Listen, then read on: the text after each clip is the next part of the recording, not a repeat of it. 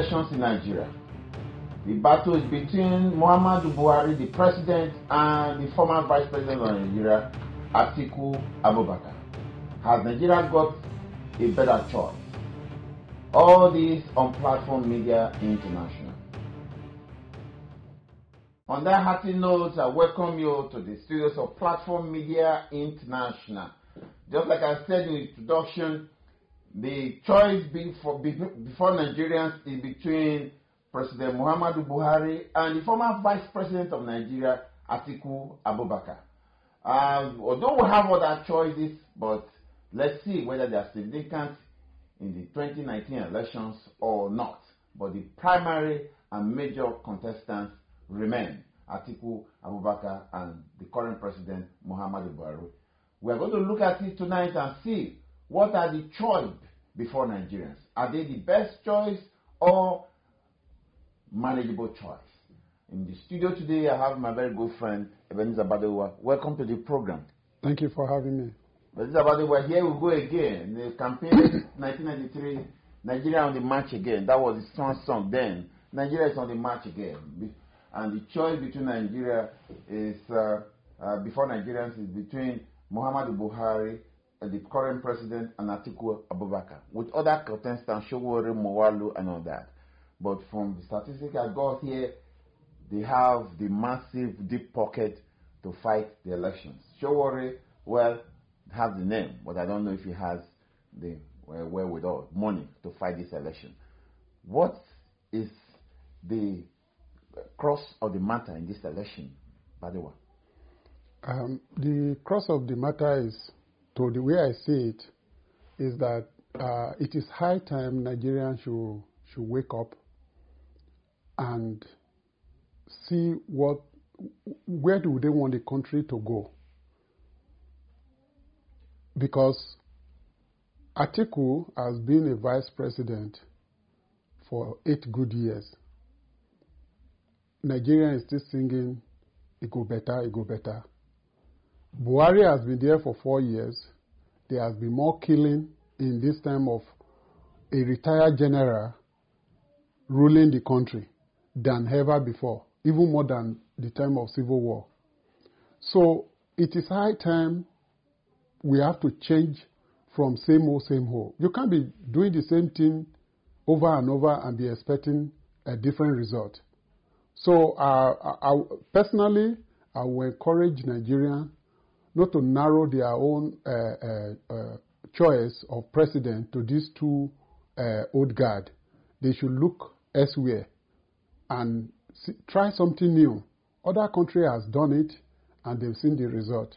So I think it is high time for Nigeria to look the other way and not allow money to sway their choice or their desire to make Nigeria work.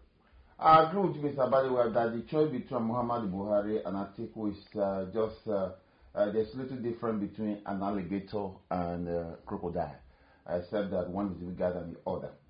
But listen, after 19 years or more than 20 years of returning to democratic rule, it's like you said, it's still the same old. We are recycling the same leaders. A country of 153 million people. 183 million people. We still recycle the old brigades. Abubakar Atiku, who was vice president of the former president of Obasanjo, and Muhammadu Buhari, who ruled Nigeria through the Battle of the Gun 1984 to 85 and came back. Is Nigeria look dead beaten right now because there are no. These guys do not possess the firepower to motivate Nigerians to achieve the heights that we deserve. See, the problem with these people is that they are the same political jobbers. They have no any other business rather than to just be in politics. That's all they know how to do. This, to me, Buhari, we were expecting change in 2014 and 18 and 15. Buhari was brought into power. But Buhari has been there for 4 years now, almost 4 years now. It is so glaring to every Nigeria that Buhari and his team, they don't have anything to offer. Maybe there are some people who have stuff to offer under his administration that are not given the opportunity to do it, but whatever the failure is upon the leader. It's time for Buhari to go. Atiku coming in, Atiku has no any credibility. This is a man who has been running for presidency of Nigeria since 1992. He was vice president for 8 years, while ASU were all striking and students were being driven home. These people started building their own private universities all over the country, including then President Baba Olusegun Obasanjo. So it shows whoever that is engaged education for a country doesn't love the country. So I don't see why all these people should come with private university, private college, and they want to rule the same country again. What are they going to do? They will kill the whole system altogether. Okay, let's look at it from Mr. Balewa.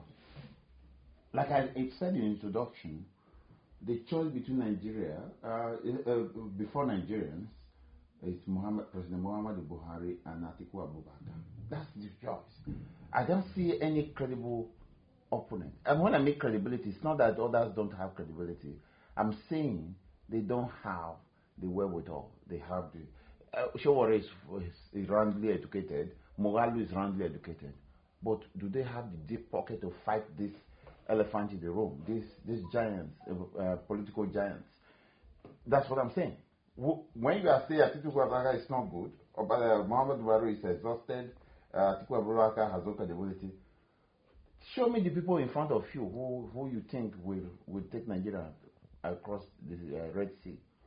Now, like you said earlier, you made mention of Kingsley Moghalu as an alternative. At the same time, Showore, yes, which, I mean, they are young and vibrant individual with the education and the exposure, international exposure, and they are of this generation. They can think technologically. Yes, they are there. It is we, the Nigerians, that will help them to get to, I mean, if we believe in them, we can campaign for them. We shouldn't allow money to dictate how we vote this time around.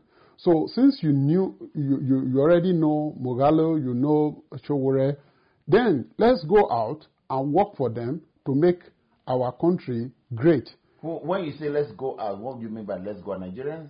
It's by, all Nigerians. Yeah. All Nigerians' hands has to be on deck. Don't remove the factor of hunger in Nigerian political system.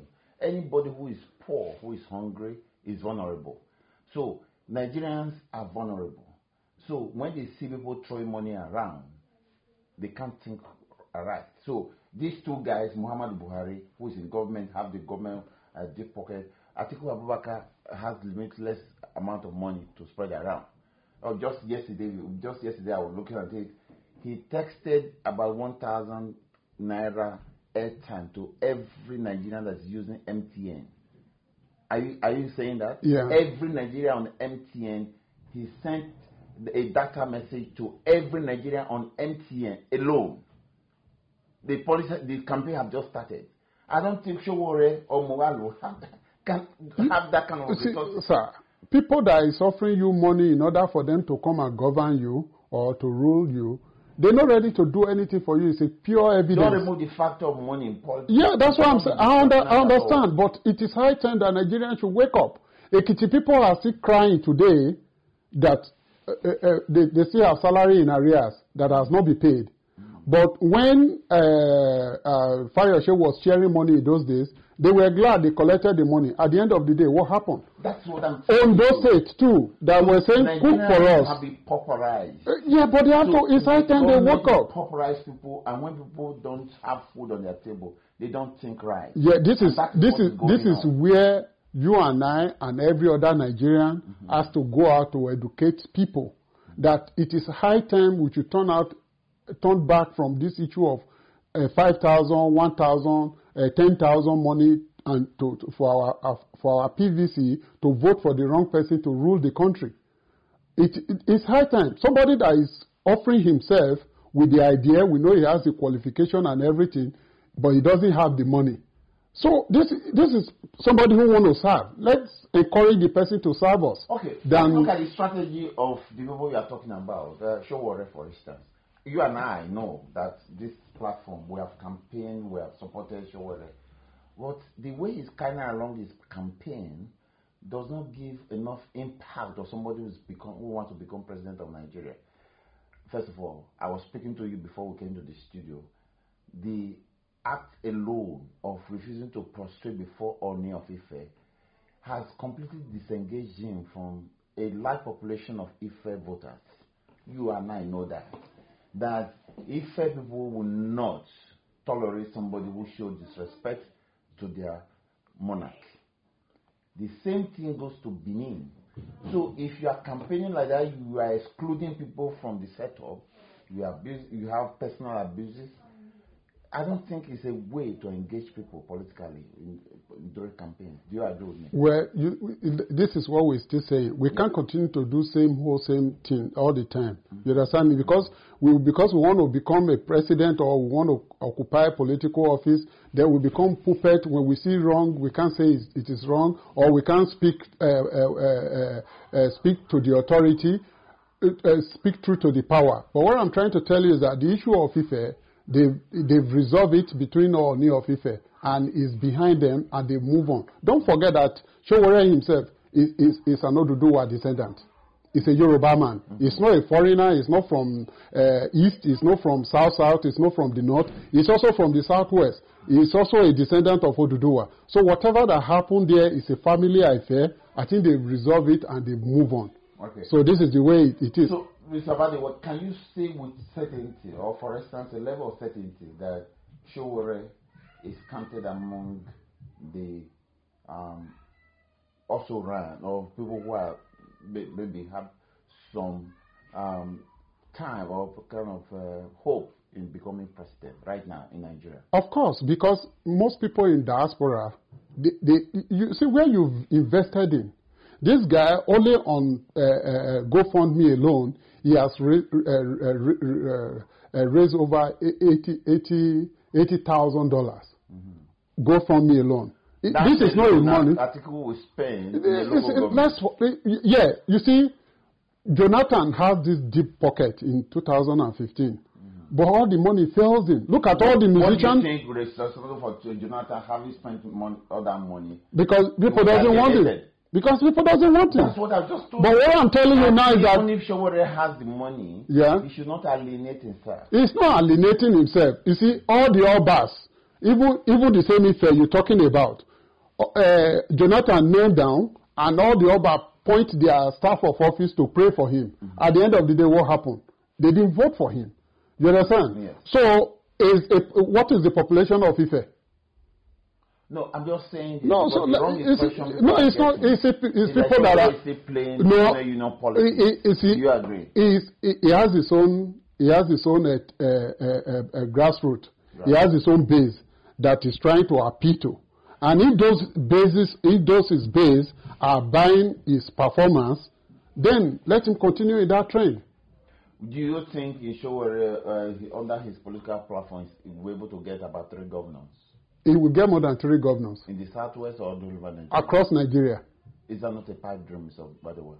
Is that a pipe dream? No. You see, as long as he has a candidate, in most of in many of the states, all of them might not win the election, but as long as he is able to have candidates, do you know how many? This is a political party that is less than 2 months old. Given what is going on in Nigeria with the kind of depression, the kind of dissatisfaction with the system, if Showore and Moghalu were supposed to presented themselves in a very articulate way and visibility that it deserves in the political system, we shouldn't be talking about that. You see, sir, we are. You see, this thing. What we just do here is because Atiku already has a household name because he has been around since 1992. Buhari was one time head of state. Now, for Showore and Moghalu to be the major discussion right now, it shows these guys are performing. What about others? Do you know how many political parties they have in Nigeria? And currently they said they have about 22 presidential candidates. Okay, let me go from the parties. Let's go to the endorsement of former President Obasanjo. Obasanjo endorsed Shehu Musa Yar'Adua. Nigeria followed him. He endorsed President Jonathan. People followed him. Obasanjo endorsed Muhammadu Buhari. Nigerians followed him. Why should Nigerians follow Obasanjo? It seems to me that the choice Obasanjo is making for Nigeria is wrong. But why are people still following him? You see, this time around, the people have learned their lesson. For him, endorsing Atiku now is dead on arrival. Because 1, 2, 3. Now the fourth one. Nobody is. This time around, people used to say, if you fool me once, you are a fool. Yeah. If you fool me second time, I'm a fool. What? So the man has told Nigerians, because I think they love him, you chose Yar'Adua. Yeah. The man died in office. Even when he was brain dead, people were still holding on to him to be president. Then we answered, okay, he brought Jonathan. From nowhere, Jonathan became president. Even before Yar'Adua died, Obasanjo and Yar'Adua, they were no longer in good time. Yeah. So, if Nigerians now follow Obasanjo to vote for, they're not going to follow Obasanjo. So would you say that Nigerians, does that not boil down to what I was telling you, that people who are hungry are vulnerable? You see, Obasanjo doesn't even have any money to offer them. You understand me now? Yes. So if Nigerians should follow and vote for Atiku because Obasanjo has endorsed it, then it shows that they don't want to. They still want to remain in slavery. So what? Before we conclude, what if Atiku ends up being president? What would you say of Nigeria? No, well, the Nigerians should continue to bear their own cost, because this is not man-made now. It is their own made for voting, for seeing the right people on there, because they don't have deep pocket now. They will be voting for Atiku. Atiku is a sir. Whoever that kill education in any country has destroyed the life of the people. These people destroyed the educational system in Nigeria. I was speaking to a young man the other day. He told me that it's because he doesn't have money. His family doesn't have money. That's why they sent him to Aquinas College in Akure. Mm-hmm. And this used to be an elite school in the 80s. In the 70s. And 80s, even to early 90s. You understand me now? Yeah. So, because these people have destroyed the educational system, and now their own friends, they can now send their children to all these private universities. They're making money out of the people. I mean, this is where we are. We have rich people in this country. Is private school popular here? No. Even the son of the prime minister is attending public school. Yes. So why would people be supporting anybody that have private university or have private secondary school and not qualified to be Nigerian president or public officer in Nigeria? Every Nigerian should take note of that. Thank you, Mr. Balewa. Well, the choice is before Nigerians. Muhammadu Buhari, the current president, versus Atiku Abubakar, former vice president in Nigeria in the 2019 elections, and we have Sowore, Mowalu, and the rest. My thinking as a presenter here is that if Obasanjo have led Nigerians to make choices before, fourth time, 1, 2, 3, and fourth time wrong, and if he had made us believe that his choices were wrong before, I don't see why Nigerians should follow him. For what people say, the devil you know is better than the one you don't know. And if Nigerians can make choice between Sowore and Mowalu, Nigerians should make that choice. But again, Sowore, in my own estimation, should play politics of maturity and present himself as being ready to lead Nigerians. The choice before Nigerians, and it's becoming more complicated and complicated every day.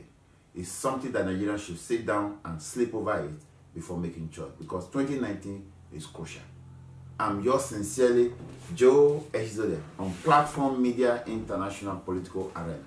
Meet us on Facebook, Instagram, and Twitter. I want to thank my producer behind the camera for a good job well done. I want to thank Mr. Balewa for coming to the program. Thank you. And with that, I sign out and say have a good night rest. Bye-bye.